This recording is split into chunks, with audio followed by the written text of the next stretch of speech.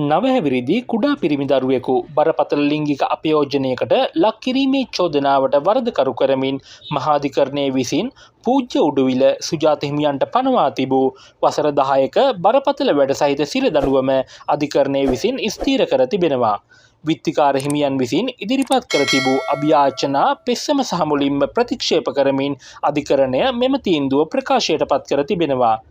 අධිකරණ විනිසුරු බී ශෂී මහේන්ද්‍රන් සහ විනිසුරු අමල් රන්රාජා යන මහත්වරුන්ගෙන් සමන්විත ද්විපුද්ගල විනිසුරු මඩුල්ල විසින් මෙම තීරණාත්මක නඩු තීන්දුව ප්‍රකාශයට පත් කරනු ලැබුවා. ඒ අනුව උඩුවිල සුජාත හිමියන්ට වසර 10ක බරපතල වැඩ සහිත සිරදඬුවමක් සහ දඩ මුදලක් ලෙස රුපියල් 2000ක දඩයක්ද එය ගෙවන්නේ නැතිනම් තවත් මාස 6ක සිරදඬුවමක්ද අධිකරණය විසින් ස්ථීර කරනු ලැබුවා. එමෙන්ම වින්දිද දරුවාට රුපියල් ලක්ෂ 2ක වන්දි මුදලක් ඒ ගෙවන්නේ නැතිනම් තවත් වසර 2ක සිරදඬුවමක්ද අධිකරණය විසින් ස්ථීර කළා. මෙම තීන්දුවත් සමග විත්තිකාර උඩුවිල සුජාත හිමියන්ගේ සිරදඬුවම වහාම ක්‍රියාත්මක වීමට නියමිතයි.